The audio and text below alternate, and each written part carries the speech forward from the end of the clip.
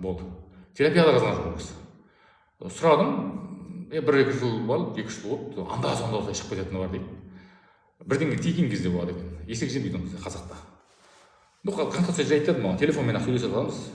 Хабарлассаңыз болады, ақысын төледі. Телефонмен сөйлесе салдық. Болды, бітті шаруа. Содан кейін ұмытты. Так, ковид кезде адамдардың өлімін неге деп қатты қайғырдым. Вот, көрдіңіз бе? Уже елеп шығып жатыр. Сол жерде нәрселер бар. Вообще ковид деген нәрсе, мындай нәрсе бар негізінде. Біздер ана кей адамдар бар ғой, ой, әдейі бірдеңе шашты, бүйтті, жоқ, ондай нәрсе жоқ негізінде. Ол тағы да фокус сыртқа аудару. Шашты ма, шашпады ма, конкретно ешкім оны көрген жоқ негізінде.